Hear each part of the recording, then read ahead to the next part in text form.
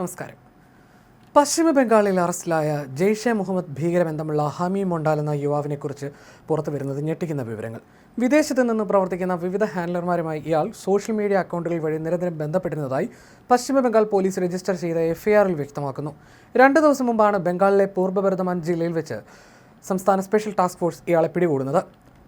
പാക് ഭീകര സംഘടനയുമായി ബന്ധമുള്ള ഇയാൾ കോക്രോച്ച് ജനതാ പാർട്ടിയുടെ പ്രതിഷേധത്തിനിടെ ഡൽഹിയിൽ ജന്തർ മന്ദിറിൽ വലിയ തോതിലുള്ള അക്രമം നടത്താൻ പദ്ധതിയിട്ടിരുന്നതായി അധികൃതർ ആരോപിക്കുന്നു. വിദേശത്ത് നിന്ന് പ്രവർത്തിപ്പിച്ചിരുന്ന സോഷ്യൽ മീഡിയ അക്കൗണ്ടുകളും വാട്സപ്പ് നമ്പറുകളും ഉപയോഗിച്ച് പാകിസ്ഥാൻ ഉൾപ്പെടെയുള്ള രാജ്യങ്ങളിലെ നിരവധി ഹാൻഡലർമാരുമായി ഇയാൾ നിരന്തരം ബന്ധപ്പെട്ടിരുന്നതായി അന്വേഷണത്തിൽ കണ്ടെത്തിയിട്ടുണ്ട്. 2 ദിവസം മുമ്പാണ് ഇയാളെ STF പിടികൂടുന്നത്. എഫ്ഐആറിൽ 6 സോഷ്യൽ മീഡിയ അക്കൗണ്ടുകളുടെയും വിവിധ രാജ്യങ്ങളിൽ രജിസ്റ്റർ ചെയ്ത വാട്സപ്പ് നമ്പറുകളെയും കുറിച്ചും വിശദമായി പരാമർശിക്കുന്നുണ്ട്. +92 കോഡിലുള്ള 2 പാകിസ്ഥാൻ നമ്പറുകൾ യഥാക്രമം റാണ CU9 ഹുസൈൻ എന്നീ പേരുകളിലാണ് ഉപയോഗിച്ചിരിക്കുന്നത്. അമേരിക്കൻ നമ്പർ ആബിദ് ജൂഡ് എന്നയാളും UK, മെക്സിക്കോ എന്നിവിടങ്ങളിലെ നമ്പറുകൾ ഹാമിദ് എന്ന പേരിലും പ്രവർത്തിച്ചിരുന്നതായും രേഖകളിൽ പറയുന്നു. പാകിസ്ഥാനിൽ നിന്ന് പ്രവർത്തിപ്പിച്ചിരുന്ന @ranabai.org എന്ന എക്സ് അക്കൗണ്ടുമായി ബന്ധമുണ്ടായിരുന്നുവെന്നും എഫ്ഐആറിൽ പറയുന്നു. ഇതിനിടെ ഹമീം മൊണ്ടാലിന്റെ കാമുകിയായ അർപ്പിത സർക്കാരിനെയും വെള്ളിയാഴ്ച ജാർഖണ്ഡിൽ നിന്ന് അറസ്റ്റ് ചെയ്തിരുന്നു. മന്ത്രി ഉമേഷ് റായിയുടെ മകനെ തട്ടിക്കൊണ്ടുപോകാനും കുടുംബത്തിൽ നിന്ന് പണം തട്ടിയെടുക്കാനും ഇരുവരും ഗൂഢാലോചന നടത്തിയെന്നാണ് അന്വേഷണ സംഘത്തിന്റെ ആരോപണം. പ്രതികളും അവരുടെ കൂട്ടാളികളും പാകിസ്ഥാൻ ആസ്ഥാനമായിട്ടുള്ള ഹാൻഡലർമാരുടെ നിർദ്ദേശപ്രകാരം ഒരു ചാര ശൃംഖല പോലെ പ്രവർത്തിച്ചിരുന്നുവെന്നും എഫ്ഐആറിൽ വ്യക്തമാക്കുന്നു. യുവാക്കളെ സംഘടനയിലേക്ക് റിക്രൂട്ട് ചെയ്യുക, ആയുധങ്ങൾ എത്തിച്ചു നൽകുക, പ്രമുഖ വ്യക്തികളെയും പ്രധാന സ്ഥാപനങ്ങളെയും കുറിച്ചുള്ള വിവരങ്ങൾ ശേഖരിക്കുക, രാജ്യത്തെ ഗുരുതര കുറ്റകൃത്യങ്ങൾ ആസൂത്രണം ചെയ്യുക തുടങ്ങിയ പ്രവർത്തനങ്ങളാണ് ഈ ശൃംഖലയുടെ ഭാഗമായിരുന്നതെന്നാണ് അന്വേഷണ ഏജൻസികൾ കണ്ടെത്തിയിരിക്കുന്നത്.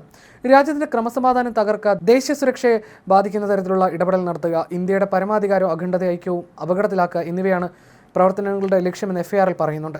ഹമീം മൊണ്ടാലിന്റെ മൊബൈൽ ഫോണിൽ നിന്ന് ഇയാളും വിദേശ ഹാൻഡലർമാരും തമ്മിലുള്ള നിർണായക ചാറ്റുകൾ അന്വേഷണ സംഘം കണ്ടെടുത്തതായും രേഖകളിൽ വ്യക്തമാക്കുന്നു. അതേസമയം ഹണി ട്രാപ്പിലൂടെ സുവേന്ദു അധികാരിയുടെ ഓഫീസിലേക്ക് പ്രവേശനം നേടാൻ അർപ്പിതയ്ക്ക് നിർദ്ദേശം ലഭിച്ചിരുന്നുവെന്നും പിന്നീട് സുവേന്ദു അധികാരിയെ വധിക്കാനുള്ള പദ്ധതിയും ആസൂത്രണം ചെയ്തിരുന്നുവെന്നും അന്വേഷണ സംഘം ആരോപിക്കുന്നുണ്ട്.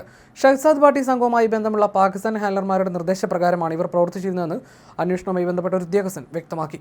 സോഷ്യൽ മീഡിയ വഴിയാണ് ഹമീം മൊണ്ടാൽ തീവ്രവാദ ആശയങ്ങളിലേക്ക് ആകർഷിക്കപ്പെട്ടതെന്നാണ് STFന്റെ പ്രാഥമിക കണ്ടെത്തൽ. ഇൻസ്റ്റഗ്രാമിലൂടെയായിരുന്നു ഹമീം മൊണ്ടാലും അർപ്പിത സർക്കാരും പരിചയപ്പെട്ടതെന്നും കഴിഞ്ഞ 4 വർഷമായി ഇരുവരും പ്രണയത്തിലായിരുന്നുവെന്നും വ്യക്തമായിട്ടുണ്ട്. മന്ത്രി ഉമേഷ് റായിയുടെ മകനെ ഹണി ട്രാപ്പിൽപ്പെടുത്തി തട്ടിക്കൊണ്ടുപോയി പണം തട്ടാനായിരുന്നു ഇവരുടെ പ്രധാന പദ്ധതി. വിവരങ്ങൾ ചോർത്തുന്നതിനായി രാഷ്ട്രീയക്കാർ ഉൾപ്പെടെയുള്ള പ്രമുഖരെ അർപ്പിത ഹണി ട്രാപ്പിൽ പെടുത്തിയിരുന്നതായും പോലീസിന് സംശയമുണ്ട്. എൻക്രിപ്റ്റ് ചെയ്ത സന്ദേശങ്ങളായിരുന്നു ഇവർ കൈമാറാനായി ഉപയോഗിച്ചിരുന്നത്. അർപ്പിതയുടെ വാട്സപ്പ് ചാറ്റുകളിൽ നിന്ന് പാകിസ്ഥാൻ ബന്ധം സ്ഥിരീകരിച്ചിട്ടുണ്ട്. കേസിൽ അന്വേഷണം പുരോഗമിക്കുകയാണെന്നും കൂടുതൽ അറസ്റ്റ് ഉൾപ്പെടെയുള്ള നടപടികൾ വരും ദിവസങ്ങളിൽ ഉണ്ടായേക്കാമെന്നും അന്വേഷണ ഉദ്യോഗസ്ഥർ വ്യക്തമാക്കി.